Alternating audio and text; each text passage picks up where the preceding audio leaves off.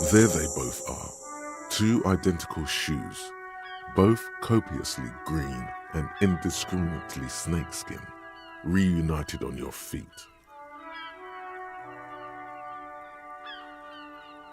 Like two baby crocodiles.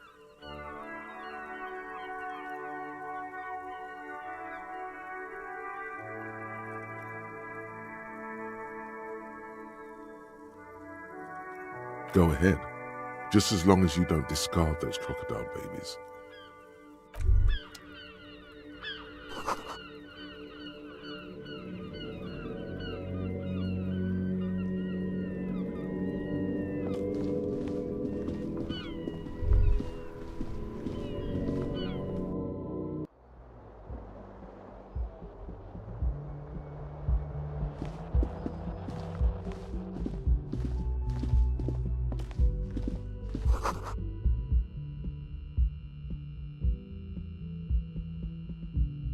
Hello, officer. The young woman raises a cigarette to her lips. Her eyes are brown and her face is speckled with birthmarks. She can't be more than 28. A silver jumpsuit falls off her like scale armor, sparkling. This is the sparkle of too many nights out on the city.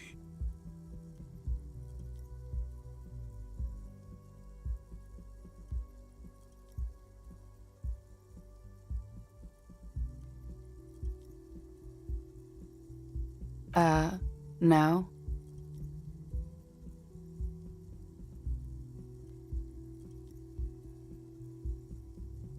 Because you're a police officer, sir.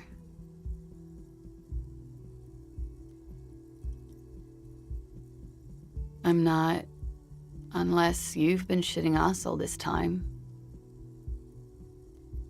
You've been here for 3 days, on official police business, no less. Couldn't say. In truth, so far, mostly drinking. You have no doubt about the drinking, but do you strike yourself as a tight-lipped drunk? She must have heard something.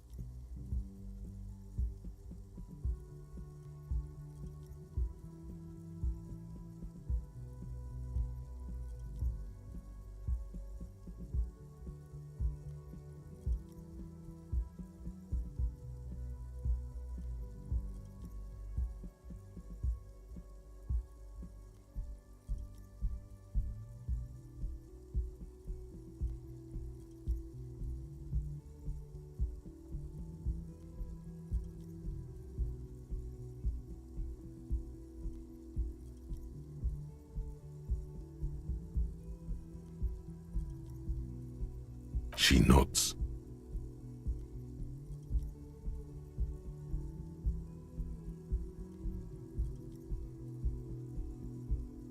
There's a mercenary out back. He's been hanged. The body has been there for a week now. The locals probably got tired of it and called the cops. I didn't mean to overwhelm you with information. You seem a bit lost, officer. Could it be because of the drinking? She hasn't had time to put her makeup on. This is her morning cigarette. She looks tired, her beauty waning faster than it ought to at her age. Don't be so harsh on yourself. They let almost anyone be a police officer. Of course. Be careful, officer. They don't like the police around here. Something stirs in you as she's about to go. Call it an instinct, a need. The need to ask questions. It's like you said the words 1,000,000 times before. She looks back at you, a light glinting off her eyes.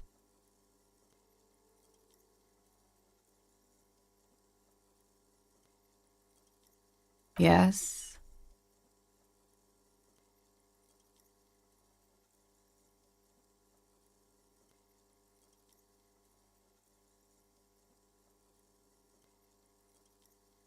There was the usual ruckus. Loud disco music. I couldn't say. It's impossible to hear people speaking from over here. Oh, yes. Various artists. Ostentatious orchestration prime among them. Oh, that. Yeah. Whoa. The less said about OO, the better. OO were huge where I come from. I was very young then, of course, like 7. Life gets hard, but we go on. I don't know about that. At around 2 o'clock, the disco stopped, and there was a change of pace. A slow, sad song started playing, like organ music on repeat. That went on for quite a while. Some of the time, you were yelling along to it.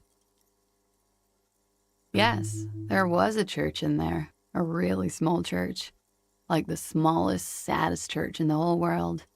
It was about that. And also that it doesn't matter anymore and that we're alone now. It was difficult to tell. The song itself was very quiet and soft, but you sounded like a winded boar, sir. It was hard to understand what you were singing on top of it.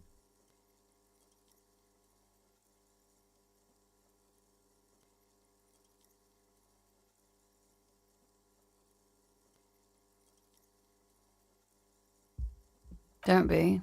I was going out later anyway. It didn't bother me.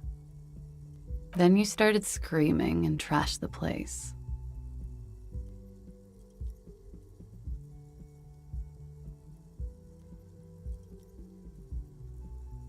A window was smashed. The tape player, probably. The song stopped. And furniture, too. A real destructathon. There was screaming. Then I think you passed out.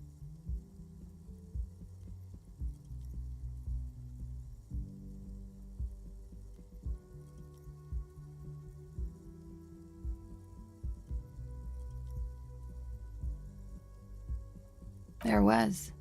I think you screamed that you didn't want to be this type of animal anymore. I may have misheard, but it was sort of memorable. I went out afterwards. Everything was quiet by then, around 4 or 5. And that was it. It's 51. The current century? Centuries don't have numbers, they have names, and this is the current one. Civilization has existed for 8,000 years, sir.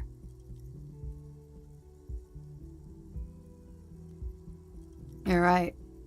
There is nothing funny about civilization. You're in a hostel, sir. We are in Revachol. Revachol is the disgraced former capital of the world, divided into zones of control under foreign occupation. Half a century after a failed world revolution, she is central to our moment in time.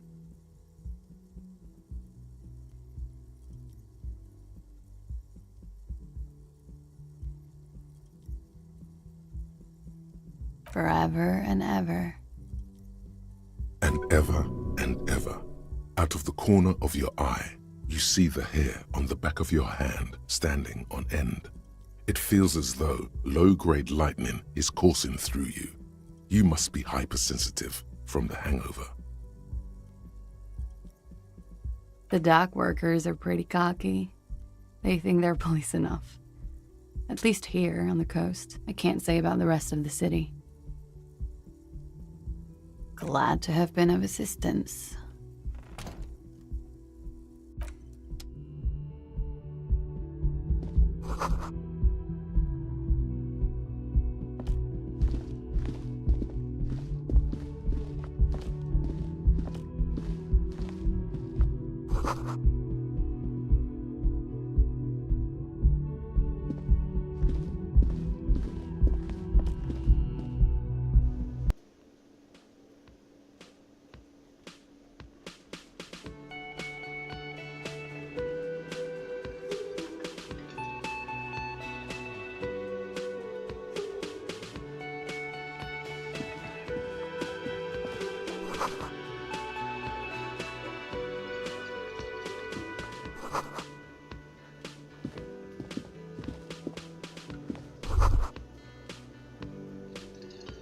You should totally sing karaoke here, the first chance you get. Your emotions need to be expressed. People need to know your vast, oceanic soul.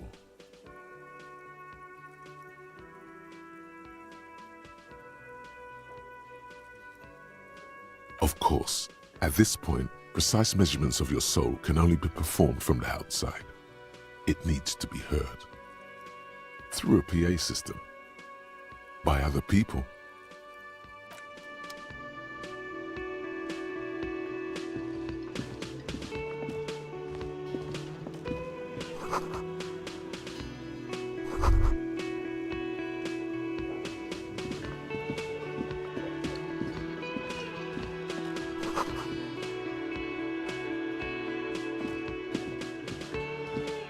A bespectacled man in an orange bomber jacket is tapping his foot on the floor.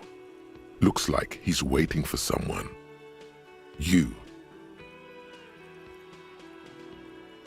As you approach, he narrows his eyes and extends his hand in greeting. On the sleeve of his bomber jacket, as well as on its back, are the same enigmatic white rectangles as on your blazer. Hello, I'm Kim Kitsuragi, Lieutenant, Precinct 57. You must be from the 41st. You realize he is waiting for your name.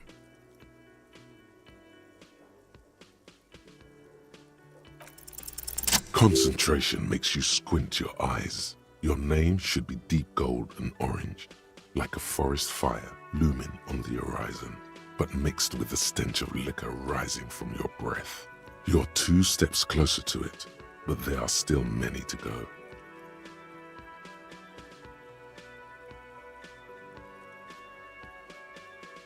It looks like we had a little scheduling error on Sunday. Saturday too, actually. Have you had time to talk to the manager here?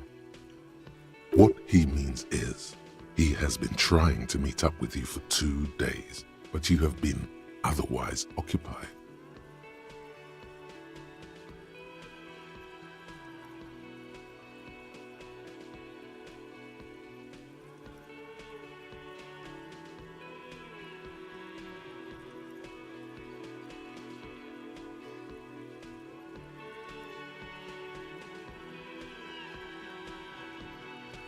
If you don't mind, we should talk to him again. Ask him for a rundown of the area, now that I'm here as well. I understand the scene is out back, right? This man is doing you a professional courtesy. He knows you haven't talked to the proprietor about whatever it was you were supposed to talk to him about. It also wouldn't hurt to assure him the police are finally here. In full force, I mean. Have you mapped out the initial interviews?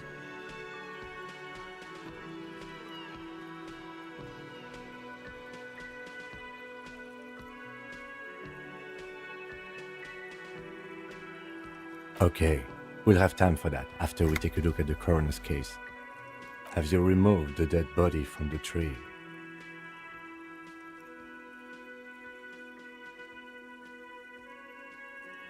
So, the body is still in the tree, where it has been hanging for 7 days straight. We should go there as soon as we are done talking to the owner.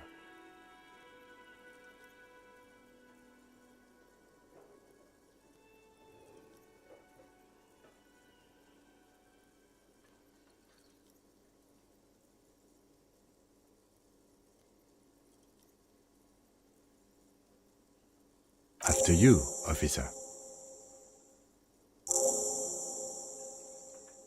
If you're about to embark on an investigation, shouldn't you have a badge? You mean you don't have a badge?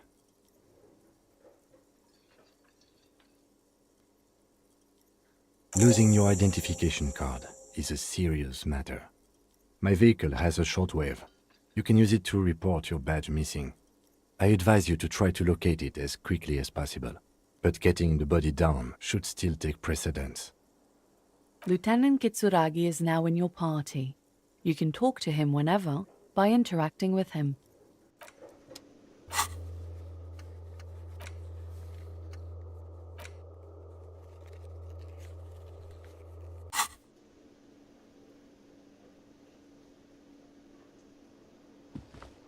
Hello, sweetie.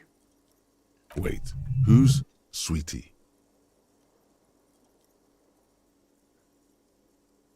You're a handsome man, officer, with your mustache and your chiseled jaw and that silly dimple on your chin. But dear, you're not for me. I'm too old and too married besides. You must forgive me. I'm getting so scatterbrained. I completely forgot to introduce myself. I'm Lena. My husband Morel and I are staying with our friend Gary just down the street, but I come here for tea when they're away. This Lena is wacky enough for the motley crew. Hire her on the spot.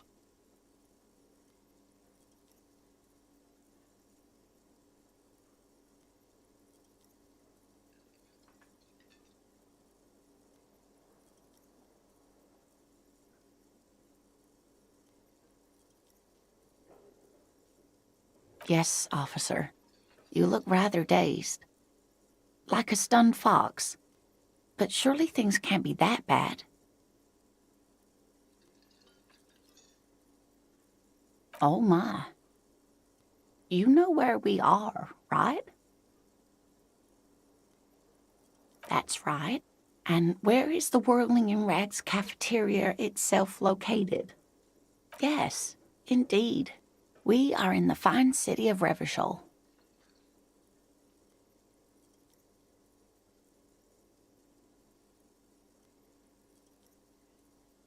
How would I even begin to tell you? Revachol is the most beautiful city in the world. We're fortunate to be here, you and I. I haven't seen very many other cities personally, but everyone says so. Revachol is a rare jewel. This city used to rule the world, though it has seen better days. Speaking of history, you know what year it is, yes? That's right, dear. How splendid. Here, take this pen. Knowledge should always be rewarded. Her relief is palpable. She was getting pretty worried about you there, but now she relaxes her shoulders. I can tell that this is taxing for you, so I'll just ask one more question. What regime are we living under? What mode of government?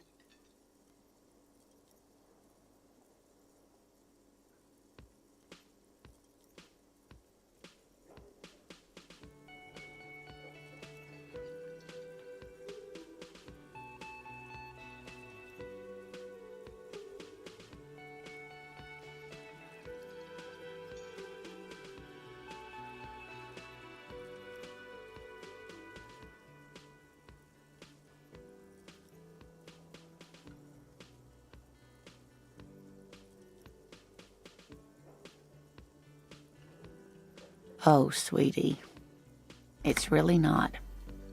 There used to be people who thought that way, other people who wanted those things, but they all went extinct. Revachol is a zone of control led by an alliance of foreign powers called the Coalition. We have almost no government of our own, and certainly no dictatorship of the proletariat. But they still have cops.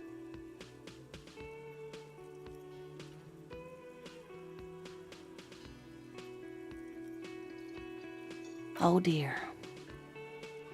And you were doing so well. There aren't any cops in Revachol, not in the traditional sense. The Status of law enforcement has been a complicated matter since the revolution. But we should stop for today, sweetie. You look like you need a break. Besides, I'm not the best person to explain the big things to anyone. She's scared now. She's realized you really are brain damaged.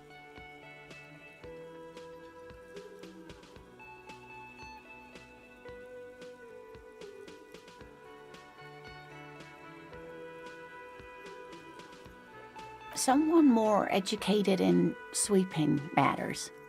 Maybe you should ask. No, I'm not an encyclopedia. I won't be a guide either. I'm a detective. Of course. Then I don't know. Someone rich, maybe? Wealthy people are educated. Though I don't know where you would find a wealthy person in Martinez. That's a good point. This doesn't look like Rich Central.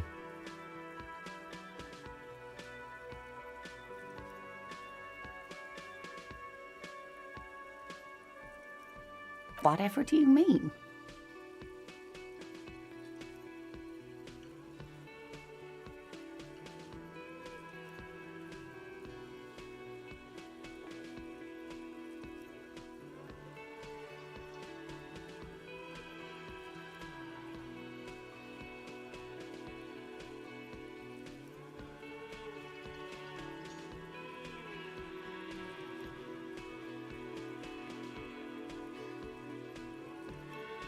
Sequence killers? Oh my.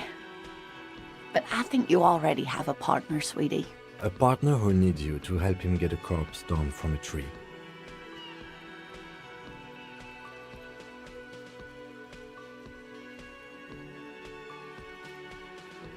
It seems to me that you lucked out with your partner. He has the look of an upstanding officer of the law.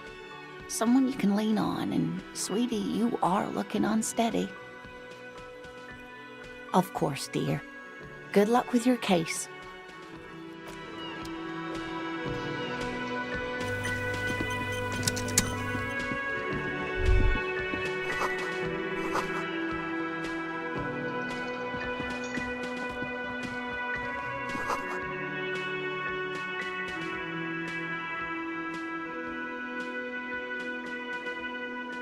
A man in his late 20s with a thin, unimpressive beard notices you approaching. He drops the ledger he was holding and turns to the lieutenant. Mr. Gart, right? You run this place. Yes. I am Kim Kitsuragi from Precinct 57. This is an inter-district investigation, so joining me from Precinct 41.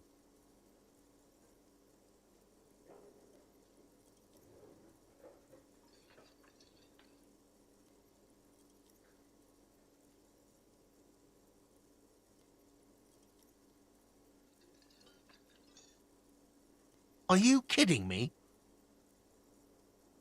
Right. Now, I know it took us a while to arrive at the scene. It also took you a while to call us and report the dead body. It was you who placed the call, yes? No, I only just got here. It was probably Sylvie who called you. She usually works the bar here. I'm only temporarily taking over her duties. Do you have her number? As a matter of fact, I do.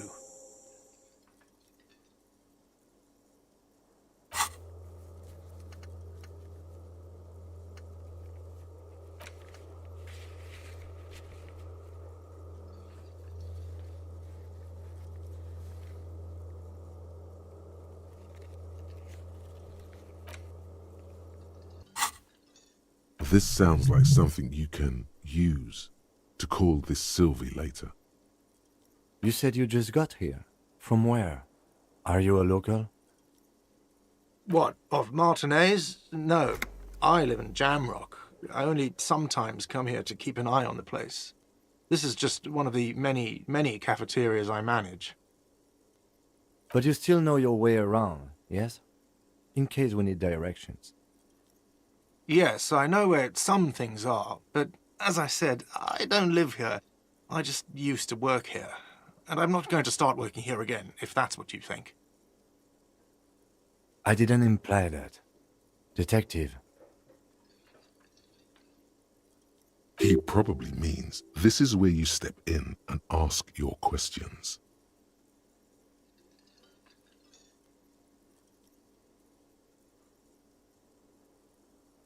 His face expresses profound doubt in your having this.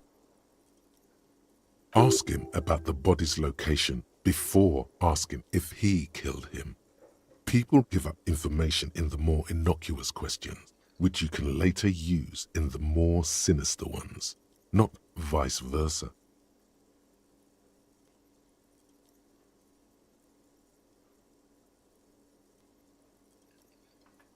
Behind this building, there's a courtyard.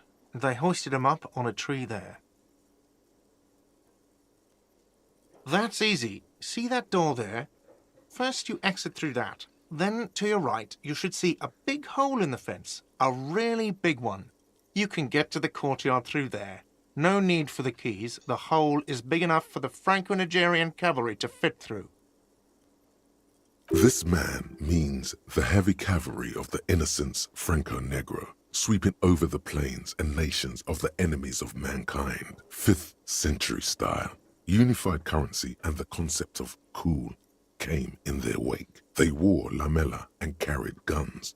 But first and foremost, Franco-Nigerian heavy cavalry was really, really wide. That hole in the fence must be enormous.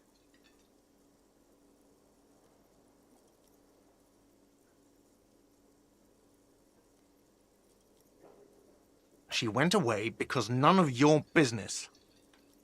Have they not been telling you you're a cop?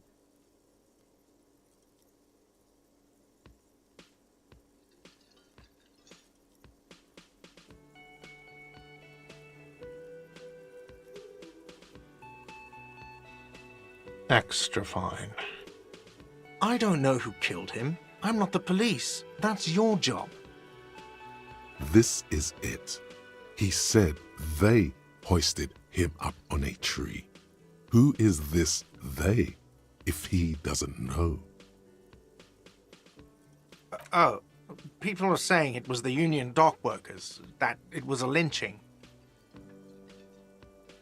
The locals, the customers, the people who eat here, a lot of dock workers eat here. Sylvie told me everyone knows the dock workers did it. did the debarders themselves tell her this, or is it a rumor? I don't really know. You'll have to ask her. I would suppose it's because they have nothing better to do. You mean the strike? Yes, the strike. The man they hanged was a security guard for the harbour company, I hear. A mercenary. The unionistas probably thought they'd send a message. The lieutenant turns the page in the little notebook he's been scribbling in.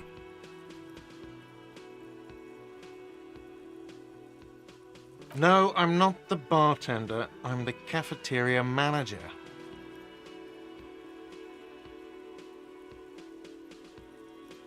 I hope it is.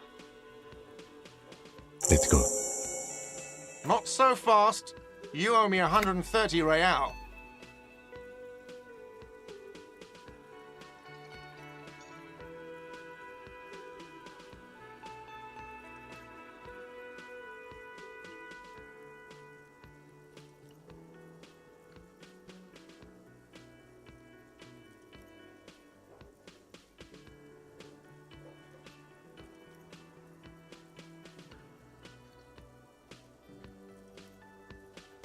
Oh, excuse me. You owe me 130 real. The IIR, or Inter-Isolary Real, is the global reserve currency. Whatever part of the world you're in right now, it's safe to assume he means you owe him some money. Wow, you're a genius. Yes, that's right, money. You owe this establishment 130 real.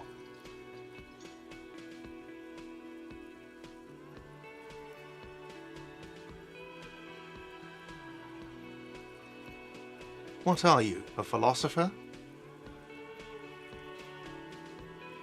Money is what grown-up people use to pay for things. Things like this hostel room or 8 bottles of... There's a shuffle of nylon as Lieutenant Kitsuragi looks for something in the pockets of his orange bomber.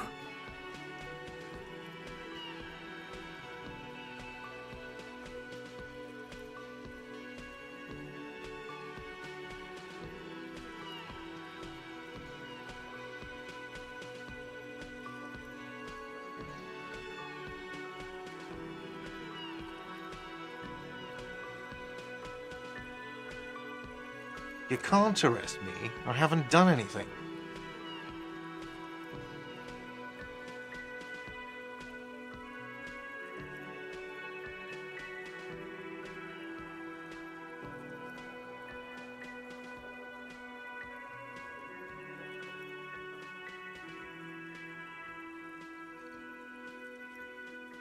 I don't really need you to say anything. I just need the money.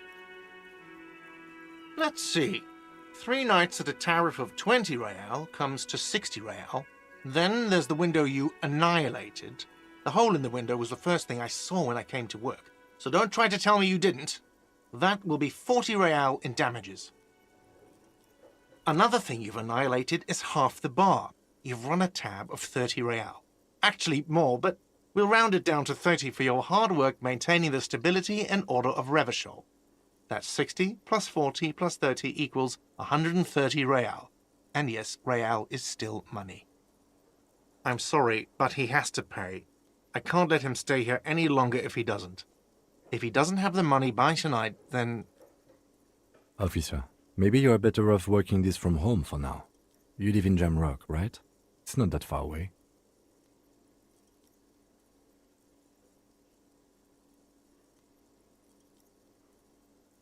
I'm sorry I couldn't help more. You should take this up with your station. I have a shortwave radio in my car, okay? We have to get this investigation started now. Good luck.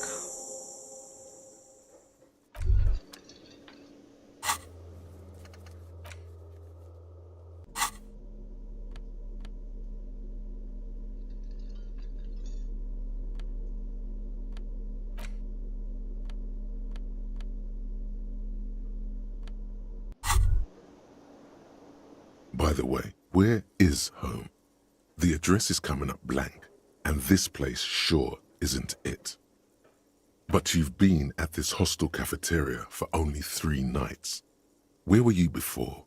You had to be somewhere. Why did you say that?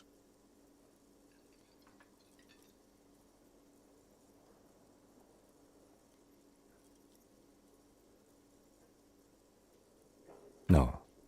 But isn't that an expression, not a place? A saying, up on Marvel Hill, a great high place, one that is impossible to climb back to. That doesn't sound like somewhere you can stay if you run out of money.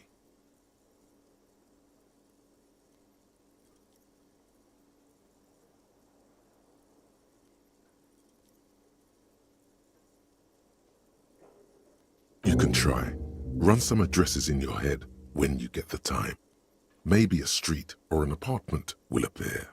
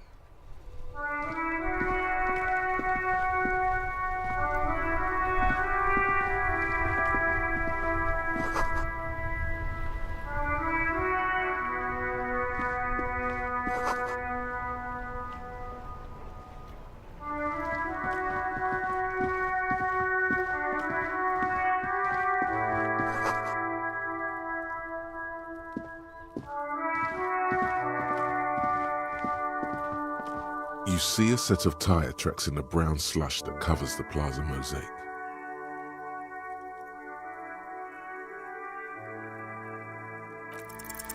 The tire tracks were left here by an unknown event that took place some days ago. It's a message, written in the language of burnt rubber.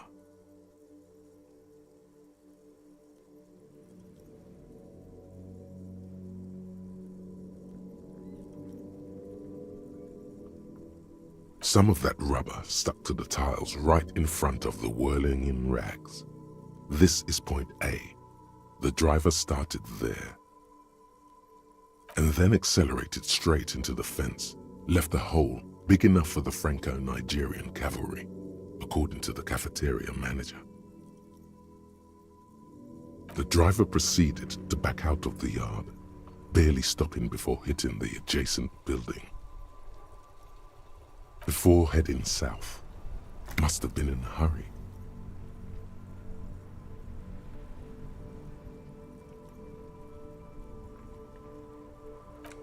You are correct. This is a rather motor carriage-friendly city. I'm not sure. There are plenty of traffic accidents waiting to happen in Martinez. With the jam right here on the roundabout, I would keep them separate. You could follow the track south. There seems to be a canal there. See where they went, if you find the time.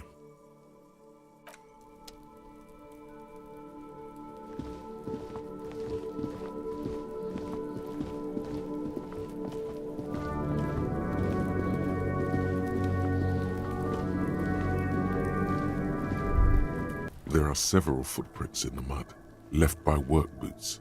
Anywhere from 6 to 12 pairs have walked here.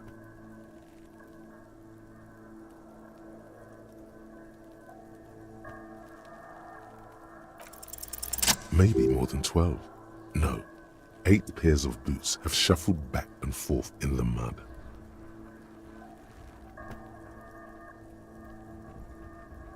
One, standard work boot, steel reinforced toes, number 46. 2. Standard work boot, steel reinforced toes, number 44. 3. Hobnailed work boot, steel reinforced toes, number 43. 4. Standard work boot, number 45 or 46. You don't know. It's a miracle you can tell the prints apart as it is. 5. Another standard work boot, steel reinforced toes, number 44. 6. An aberration, light as air, even pace, same make of boot, but number 41. Impossible to tell. Could also have been an adolescent. The gait is undeveloped. You're not bad. It's as if the whole world darkens. Everything else has a thin film of unimportance on it, and the tracks burn in the middle of it, in a strange, beautiful way. 7. The glowing outline of a standard work boot, number 46, but the imprints are twice as deep as the others. The weight exceeds 200 kilograms. 8. And yet another standard work boot, number 44. There's an aberration in the pattern of the sole, however. The right sole is smoother, more worn. How many? I was pretty off then. I counted 20.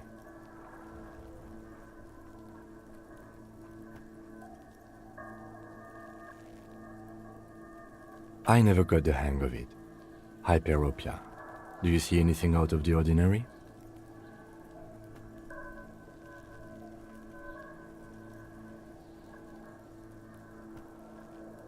A woman or a kid?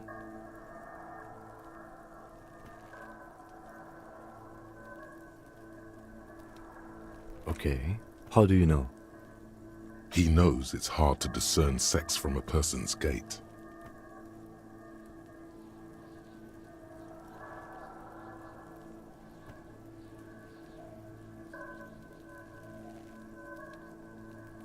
Understood. Anything else? 200? Could it be the combined weight of two people, one carrying the other who's tied up? Let's say a heavily built worker carrying a similarly built, soon-to-be-dead man. He might be right. 200 kilograms of living weight is unlikely.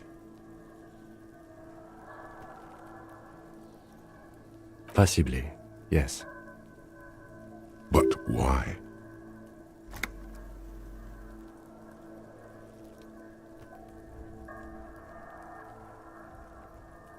Yes, they could have used a makeshift stretcher or just march him up to the gallows.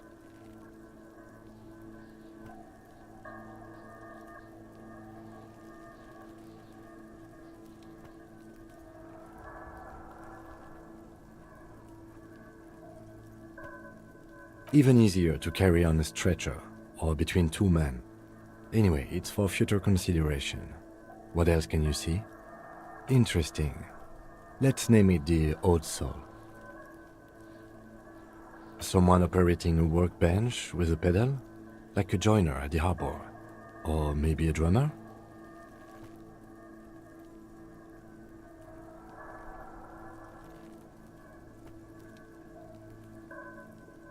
No, it's not. Forget I said it. We are not looking for a drummer. Perhaps it could be a driver. A driver would wear out the right shoe before the left. The accelerator is on the right.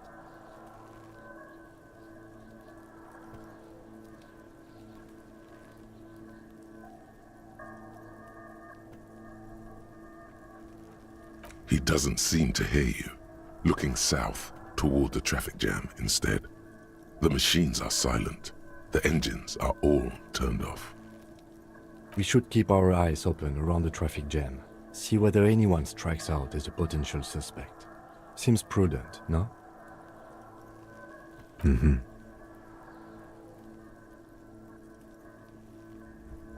A week, maybe?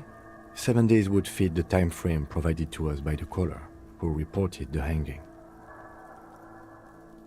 It is not impossible. I pulled last week's forecast for coastal Revachol. 7 days below freezing.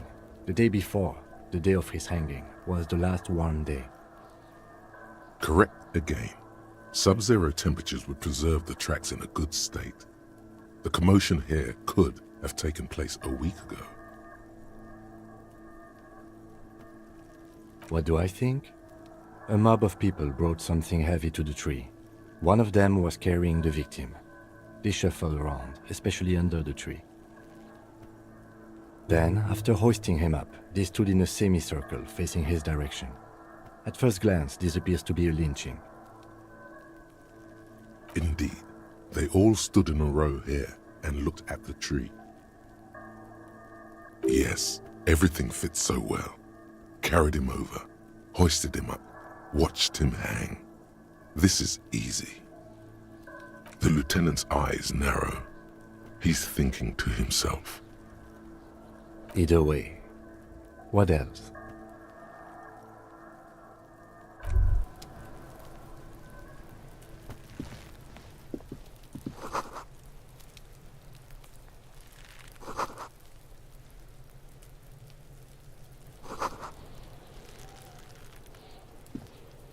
The corpse looks at you with bulging white eyes.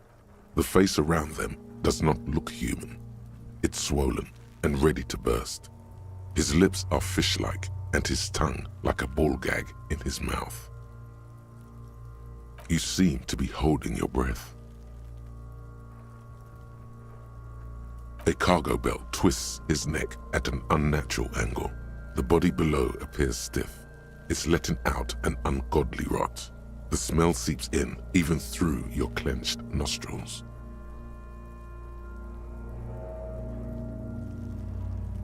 Active decay. It's okay to throw up, officer. No one is judging.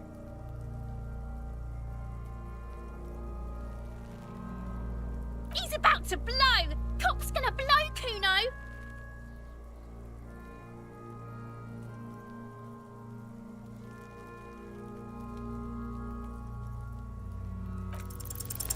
The smell is repulsive. It pushes in from your mouth, More instant and more familiar than anything you'd expected. More fever than odor. It fills your mind, flushing you from within.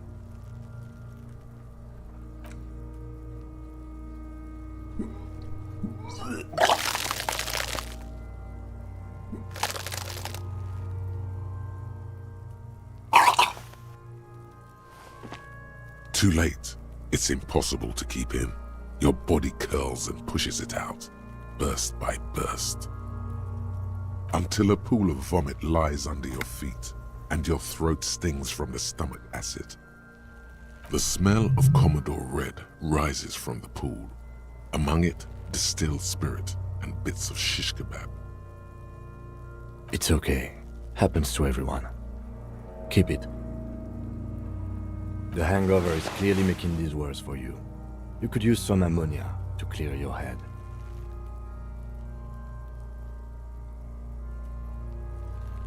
If you can handle the headache, some officers use it to deal with cadaverine odor.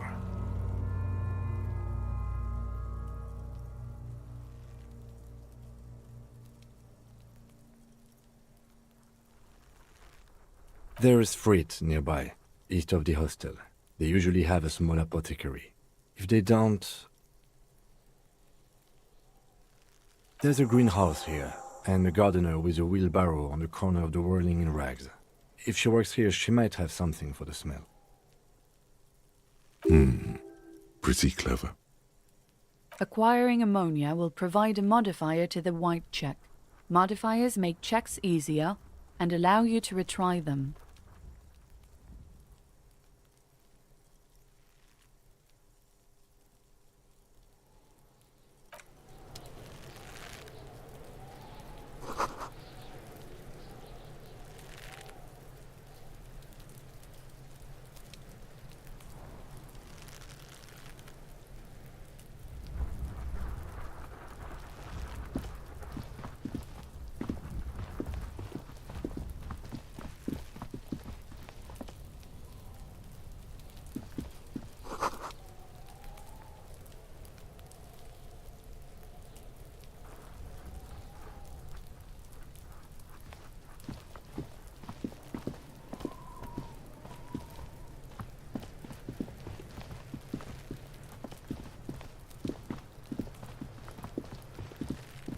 This trash container is locked. The sliding lid has a padlock that says, "Whirling in rags."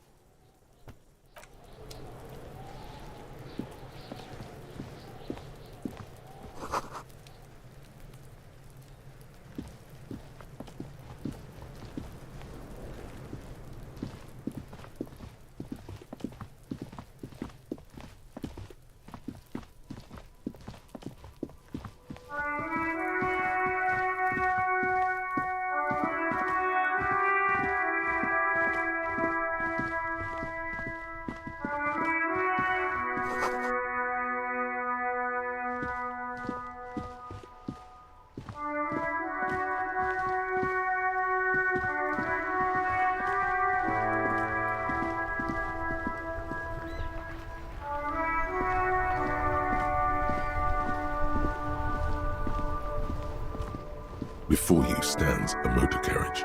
The bodywork is covered in blue and white livery, bearing the number 57. Vapor emanates from the large engine on the back of the vehicle. It hasn't had time to cool off yet. This must be the infernal machine that tore you from oblivion. The Caprice Kinema motor carriage.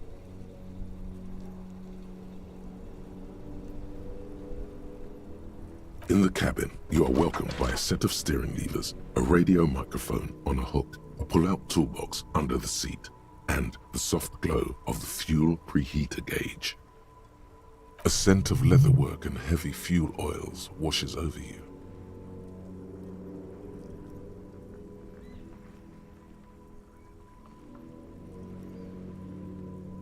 A metallic drawer slides out from under the seat and clicks into place. The tools inside are neatly organized. Take what you need, officer. It's going to be a long case. I'm not protective of my tools, like some men are.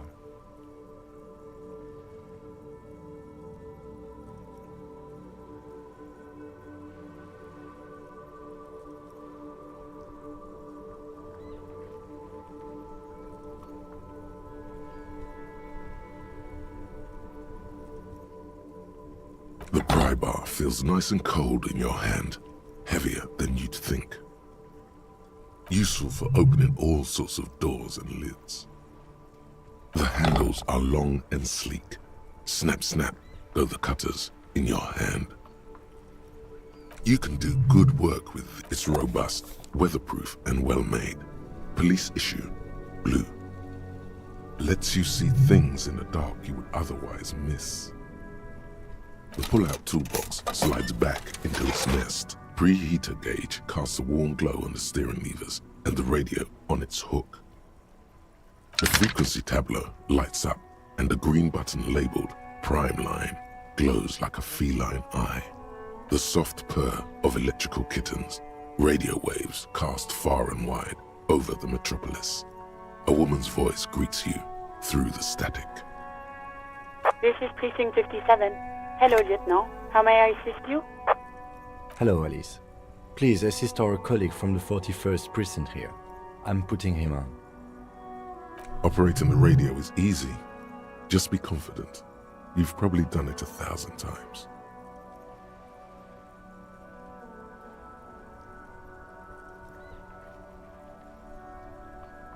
This is Officer Alice Demetri, Precinct 57. How may I assist you?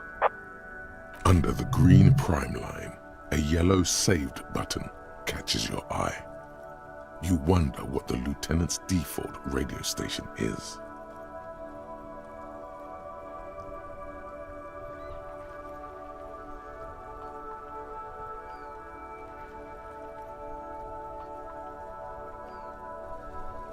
Just a second, officer. 10-2, 10-5. This is 41st. Come in. Over. The man uses relay code. You got this. You're a cop, and cops know relay code.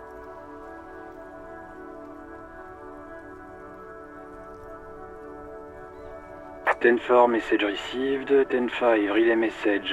What's your status? Over. 10-18. State your message, sir. 10-9. Over.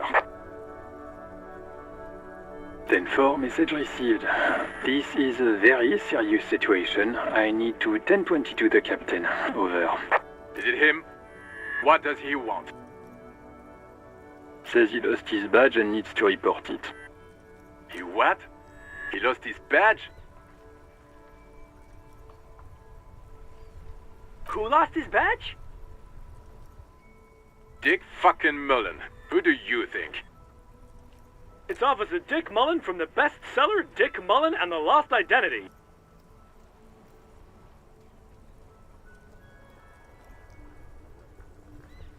Dick Mullen is not your name. It's the name of a fictional detective who would not lose his badge. Defend yourself. Immediately. They're laughing at you.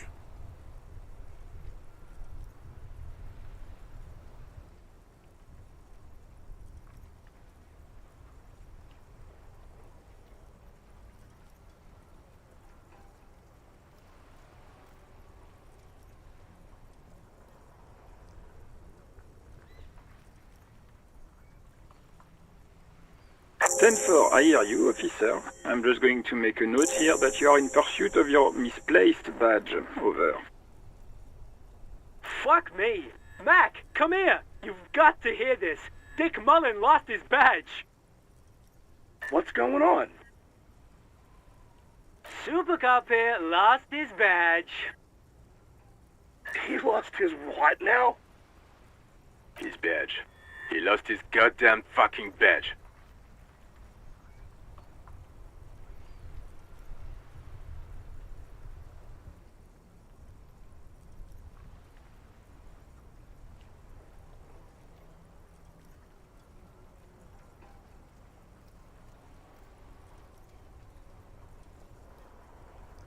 Ten 9, come again. I didn't get that. Over. New heights even for Captain Sober. Ask him. Ask him if he's lost his gun, too. Sergeant Orson wants to know if you lost your gun too. Over. Check your pockets. Check your Holy fuck. You don't know where it is, do you?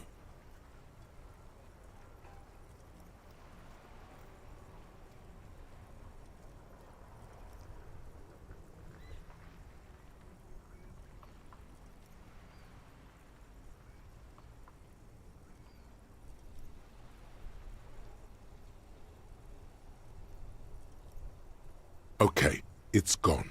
Your gun is most definitely gone.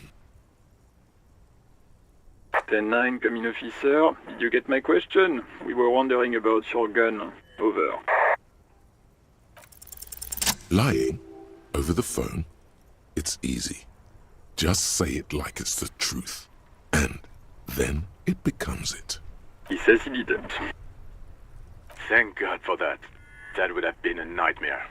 I don't even want to imagine the poor prick who has to relay that kind of news to the captain. Losing his badge is bad enough. Tell him to find it, and fast. We can't have some gangbanger running around with it. We're all glad to hear you've not lost your gun, officer. You need further assistance? Over.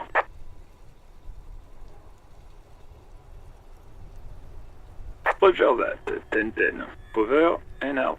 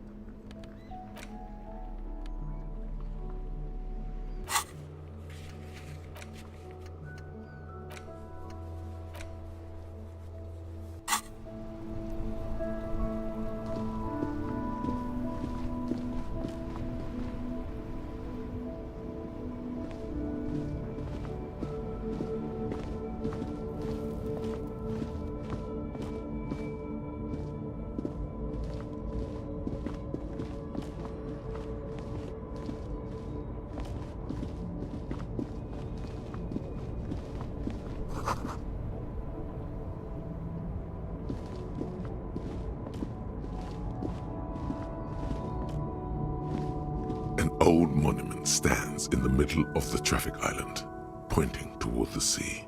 It looks as if it's been reassembled piece by piece, secured and mounted in the air with the aid of numerous ropes and rods.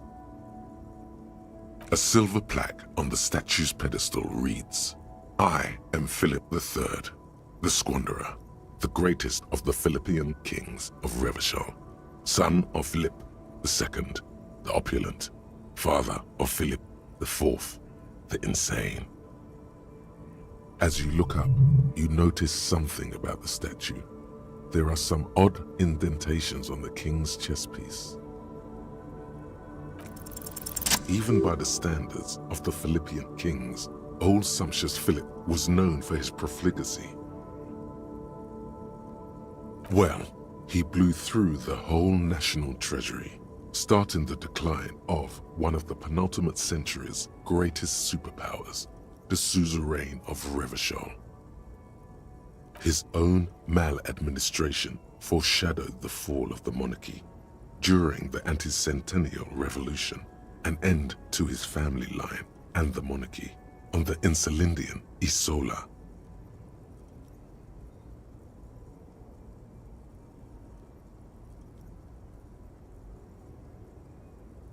Stories have it that he had his bedroom converted into a treasure chamber, where he stored unfathomable wealth. Krugerrands, bars of gold, ornate weaponry, armor, and various chalices. He called it the Sol Aurum. It was obscene. There were whispers he slept on a huge pile of gold-dipped feathers, like some obese dragon, instead of a bed, like a normal person.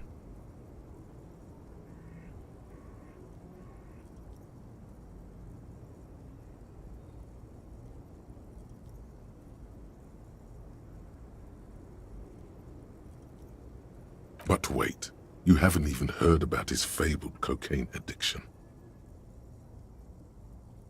You see, old Philippe wasn't just good at squandering the national treasury on gold and ceremonial weaponry, he was also a prodigious snorter of nose candy.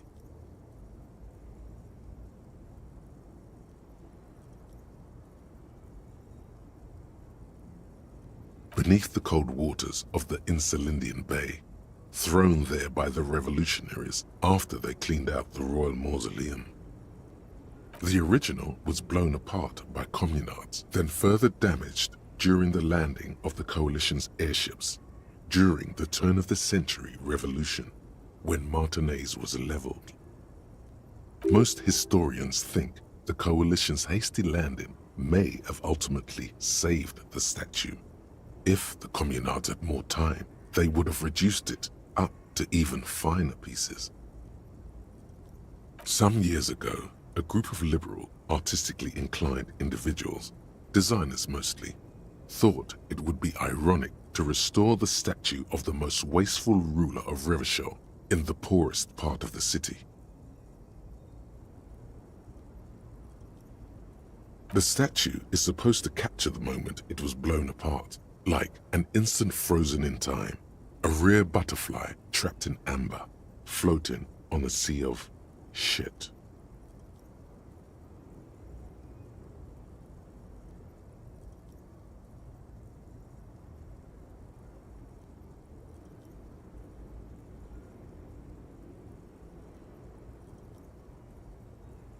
People in Martinez tend to disagree, as do many prominent art critics and thought leaders with more nuanced social awareness than the young ironists.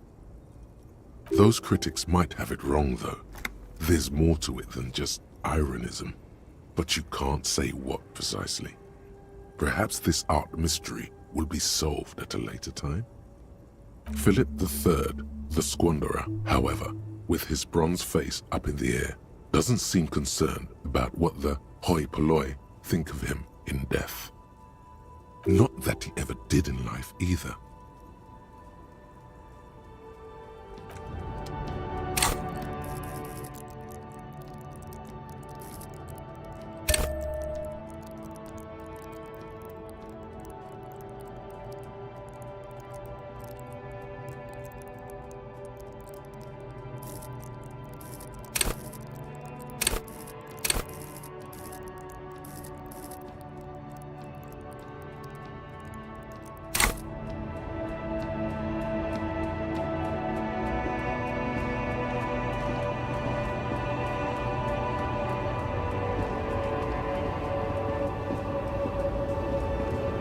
The small, wrinkled woman does not greet you. She nods along to something on her radio. A photograph is clutched in her hands, and there is a warm smile on her face. The photo, an ambrotype from the turn of the century, as golden as her smile.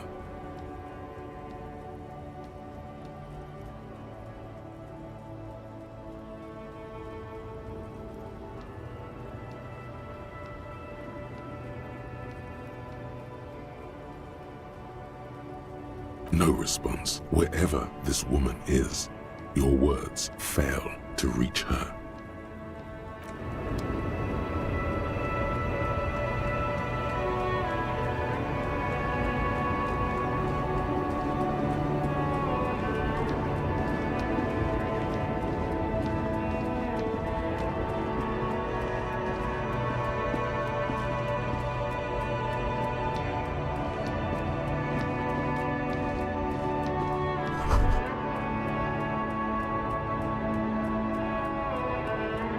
A Stars Riker, one of the finest Zhimsk-made motor carriages ever. An oldie but a goldie.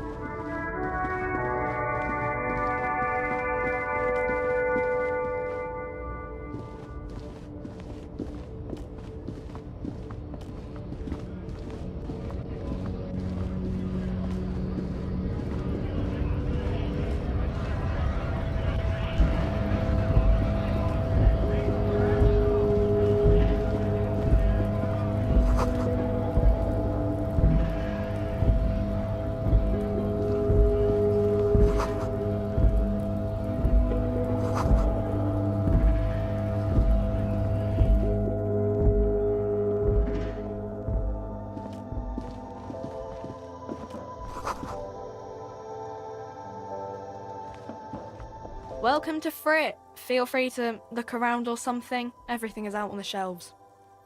What's that magazine she's reading?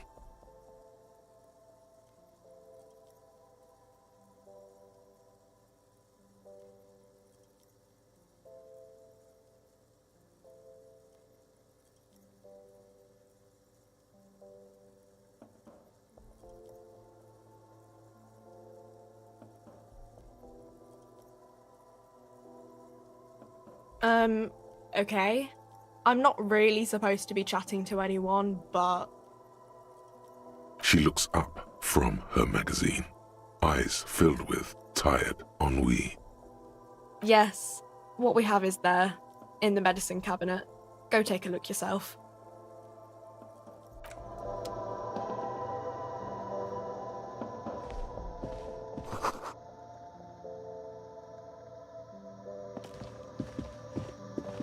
The tear machine stands in the corner. A sign says, 1 bottle equals 10 cents.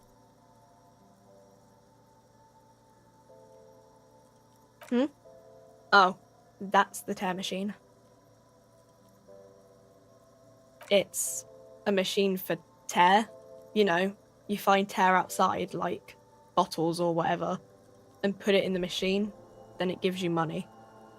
You need a bag, I guess. We used to have some, but we gave them all out, so... Feel free to use it if you find a bag, though.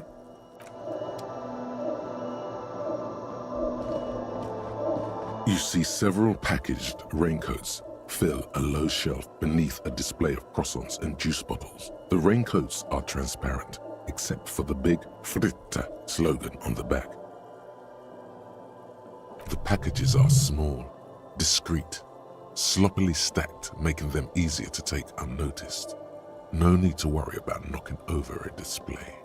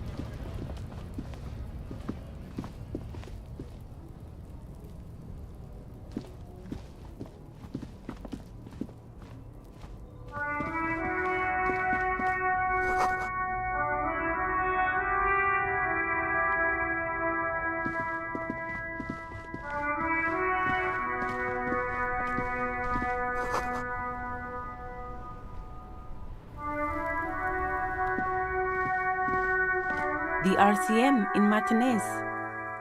What can I help you with?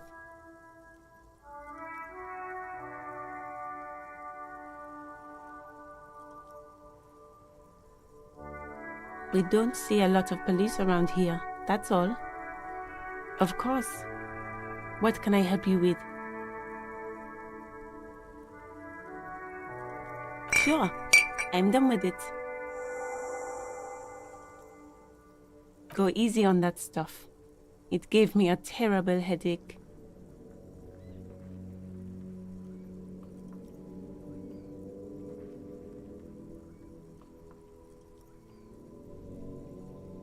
Of course. I won't hold you back. If there's a corpse, then you're going to need those gloves for the autopsy.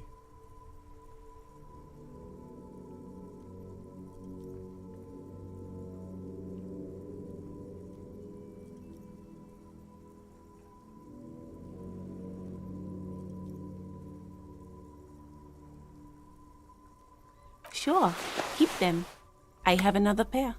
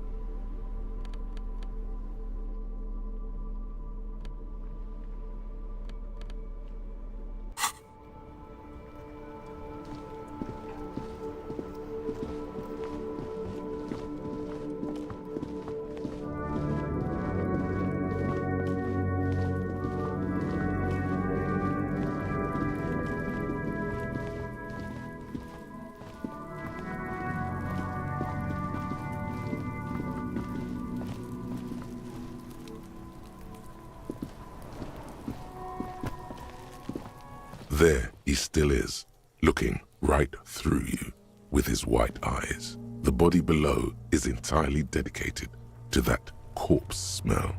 Emitting it is all it does now.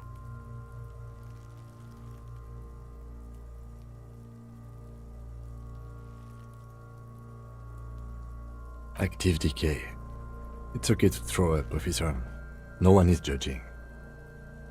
He's about to blow! Cop's gonna blow, Kuno!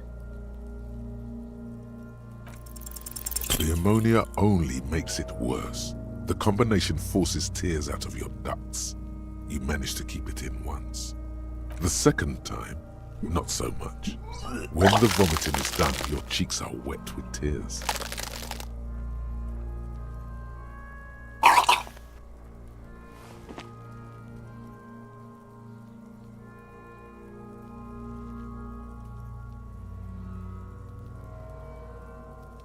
Are you okay, officer? You're facing tough odds here. It's aggravated further by alcohol withdrawal. Okay, you've said it. You needed to say it. And now that you have,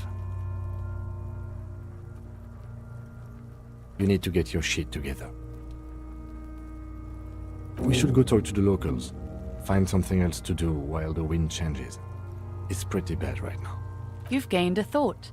When this dialogue is over, go to your thought cabinet and internalize it for special bonuses and effects. Give it half an hour. Get yourself together. Then come back and have another go.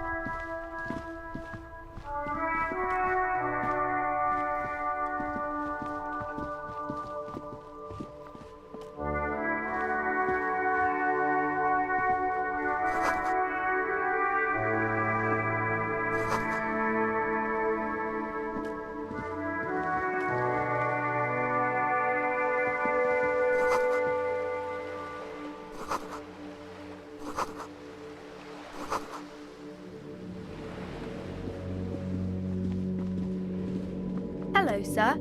Step right in. The store is open. Are you interested in a new and exciting book?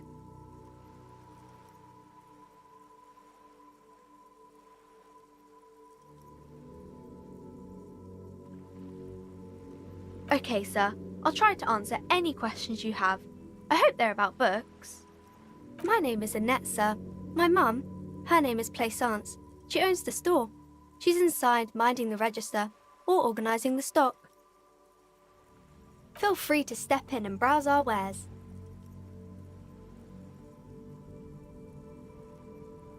I'm signalling that the store is open. Otherwise, people might not know. They'd miss out on the crime, romance, and biographies of famous people.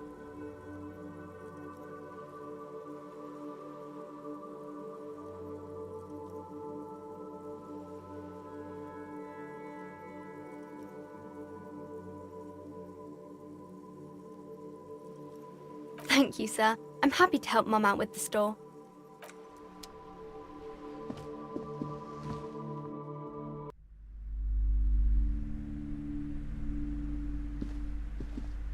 Welcome to Crime, Romance, and Biographies of Famous People. My name is Plaisance. Be welcome, and please take responsibility for the energy you bring into this space.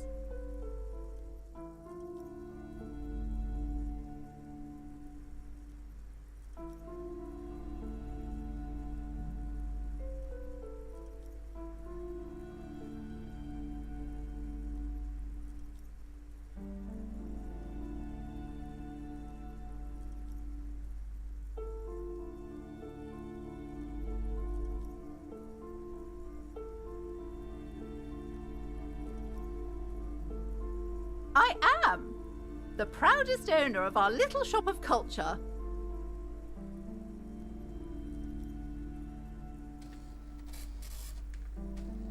Annette, yes, my daughter. I hope she wasn't slacking off again with her nose in science fiction. Tell me, was she at her post doing her job like a proper girl? Wonderful! Did you talk to her? Great! On a scale of 1 to 10, how compelled were you to buy books after talking with her?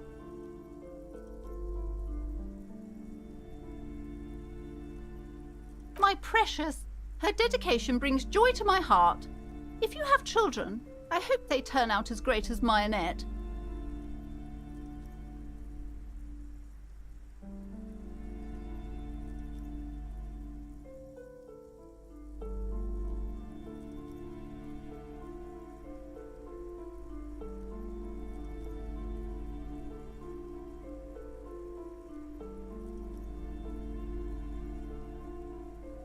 You must be kidding. There's nothing like that happening. Good sir. What does a young child do with money anyway? No, I save it for her, as a fund. She's securing her financial future out there. Such criminal behavior would not happen in more developed countries.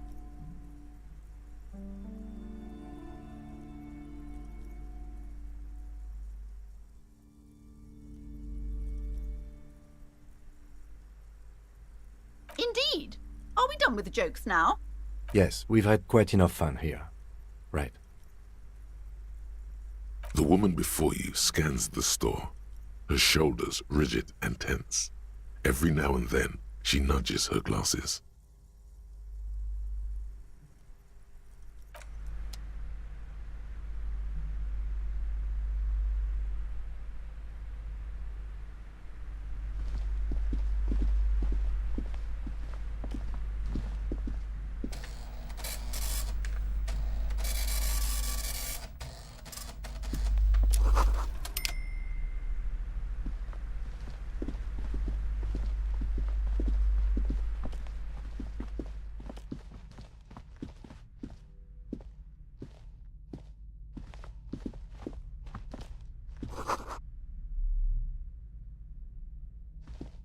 The plaque on the shelf reads, Biographies of Famous People. You see a large variety of names, none of which ring a bell.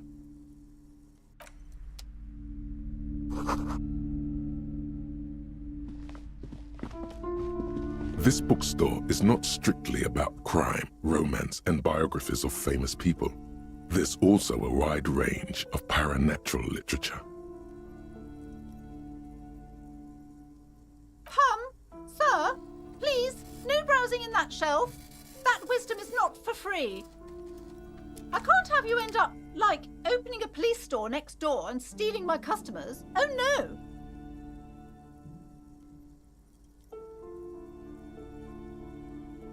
Amidst the various books, you find one written by someone named Matthias W. Dundas. It's about wholeness, unity, balance. These three things are very important to the working class mind. The point of the book, and many others on this shelf, is to give people medicinal advice in situations where they don't have access to paid health services. Various paranatural books still litter the shelf.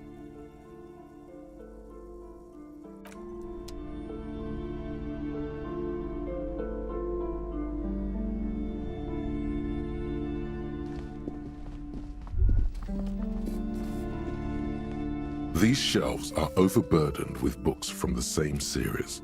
You see the name Dick Mullen over and over. A couple of spook novels hide amidst all the detective books. Thrilling tales of spycraft and daring-do.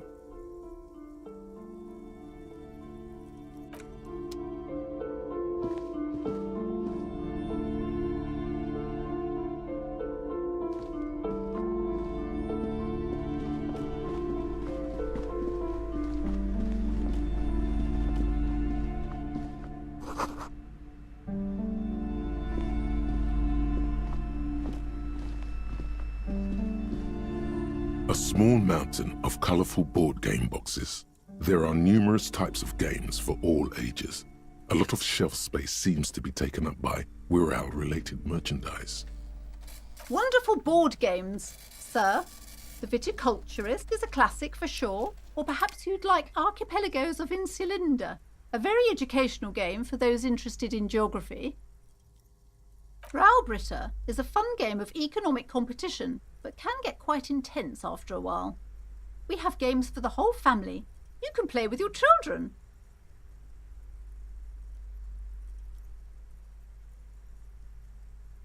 Friends are technically like family. For playing with friends, I'd recommend Suzerainty. It's a civilization building game where you build a civilization, then set off to brutally colonize and repress other civilizations. It'll cost 12 rial.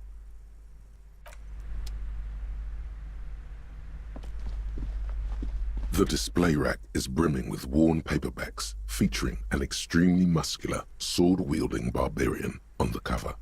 Nearly all the titles contain the word Heimdall, someone. Oh, Man from Heimdall.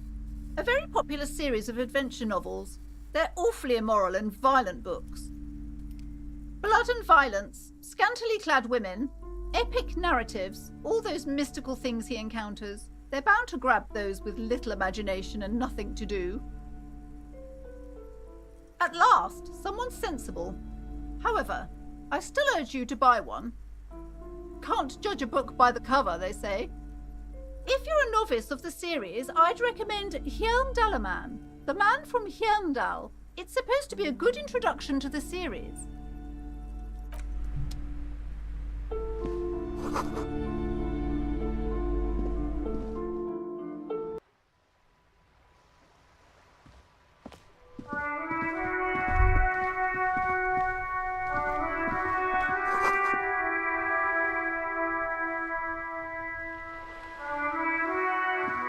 Yes?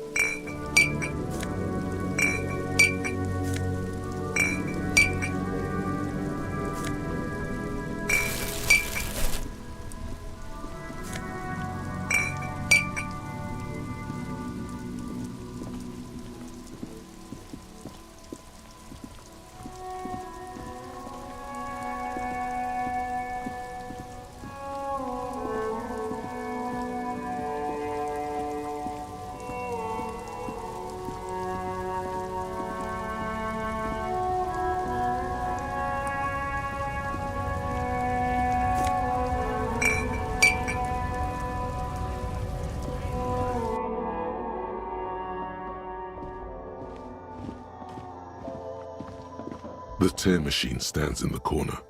A sign says, 1 bottle equals 10 cents. Your bottles clunk into the machine, and the money appears with a satisfying jingle. You're a richer man now.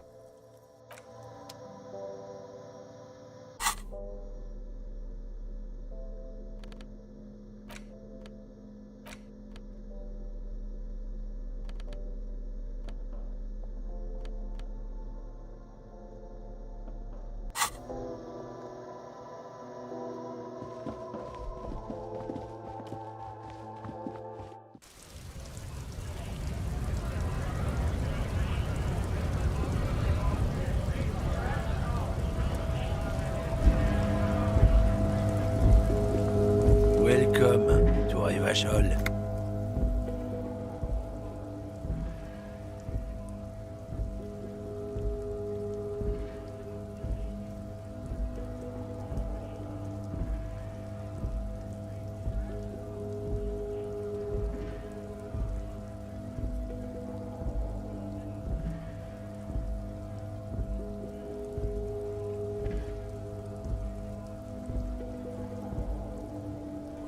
Don't you welcome to Revachol me. My grandfather came here from a 3,000-year-old racist isolationist culture, while your ancestors came to this island a mere 300 years ago. Every school of thought and government has failed in the city, but I love it nonetheless. It belongs to me as much as it belongs to you. It's men like you who keep Revachol divided, making it that much harder for everyone to climb out of this post-war limbo. What he means is, fixation on the Revacholian nation makes it harder for Revachol to actually attain self-determination.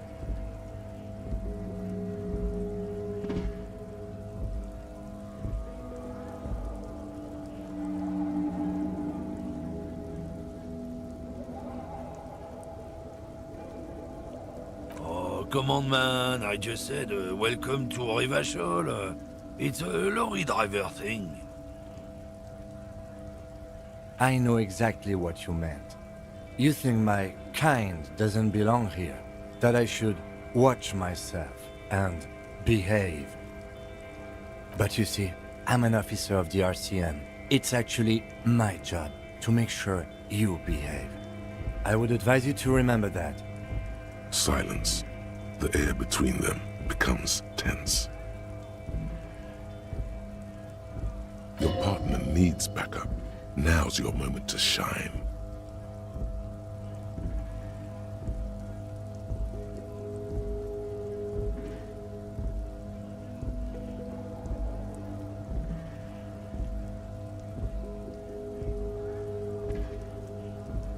You two make a cute couple, you know that? The lieutenant exhales and resumes his regular calmness. Whatever you say, officers. He smells of heavy motor oils and his breath of high tar content cigarettes, probably Astra Whites.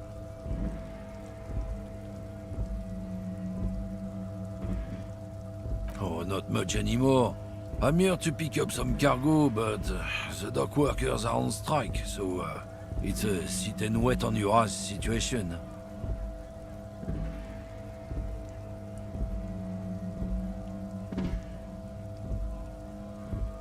The strike? Oh, they've been at it for a while. A month, 2 months maybe. But this here is just the last week or so. Apples. Apples is exactly the kind of thing you'd say if you had something to hide. Look, as detective, I come from a long line of lorrymen. We got ancient rights and privileges. Oh, I'm here to pick up a load of fucking apples, man. Just regular, Koiko-picked apples. Koiko may be another derogative for a person from Grad, you think.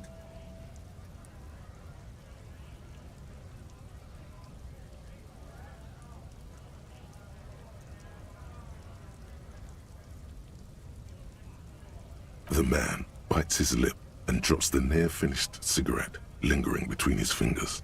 He reaches for a new one.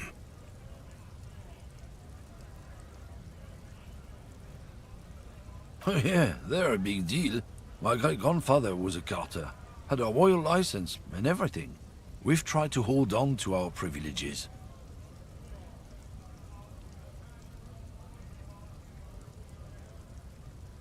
Someone with a cart? What did you think it was?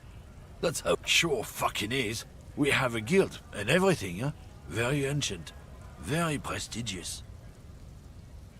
Goddamn right. They've been trying to fuck us out of our heritage in the name of profit. But when they try to replace us, they'll regret it. Trusting street thugs with their goods is going to fuck them right up the ass.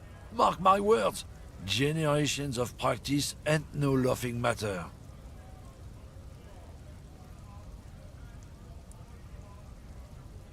It's about biological determinism, natural law, the sorting of the races. Not the most popular topic nowadays, with the coalition in charge and all. You might want to change the topic. That is, bury your head under the sand like common sheep.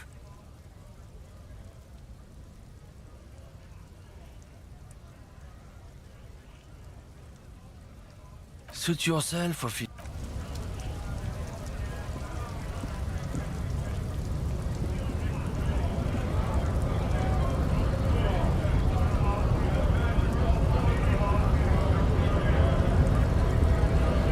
Scab?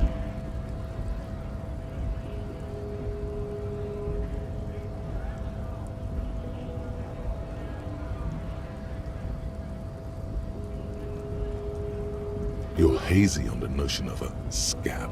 Smells like politics, though. Maybe it's got something to do with the flask he reaches for from time to time.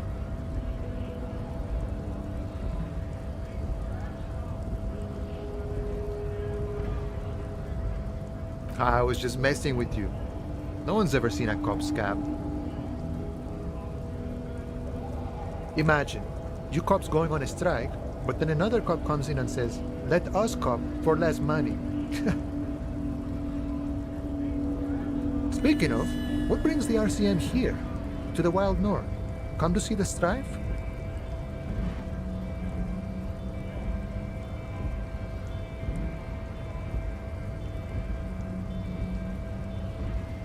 Murder, huh? That sounds like a lot of hard work. You'd never see me investigating a murder.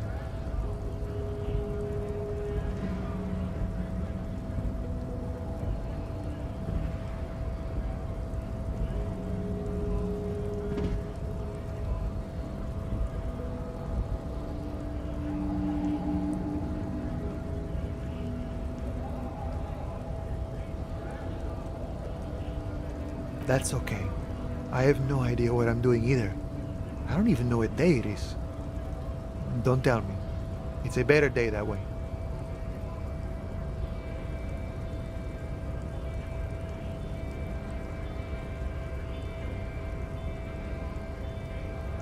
Sure thing, my friend. I can help you out.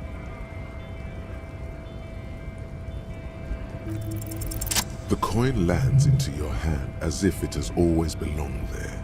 The swallow returns. Always glad to help out the RCM.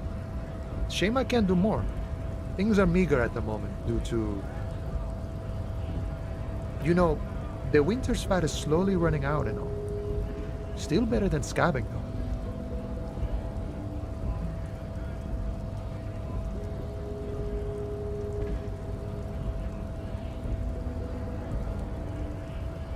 Nothing to worry about, really. The jam's a bit of a mess, cargo can't get in or out. The rationing is a bit stricter is all. Supplies should last the strike, though. I'm always glad to help out when possible. Not like these slithering scabs.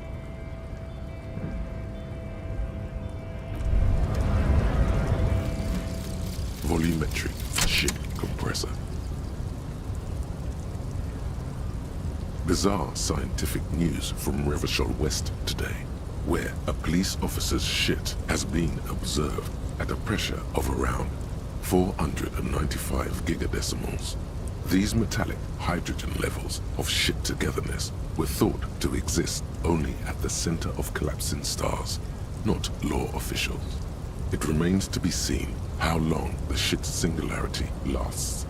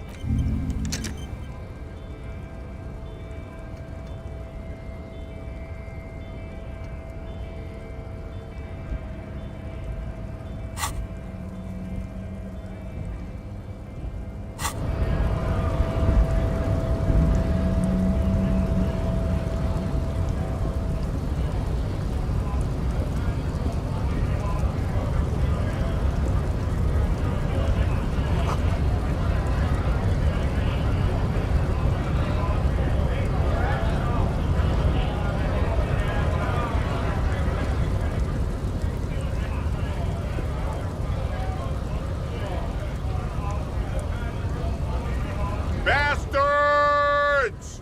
We have a right to work!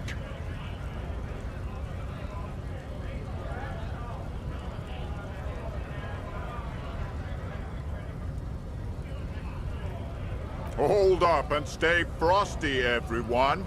Cops are here. You here to fuck with us? Beat the honest worker down. Good. We're fighting for a cause here. Right to work! Right to work! Besides, we're not that different.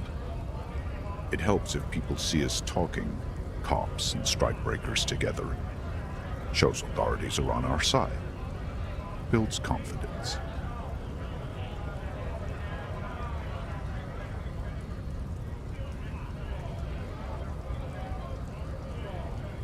Maybe you should ask them the questions, like why we're not allowed to make a living here.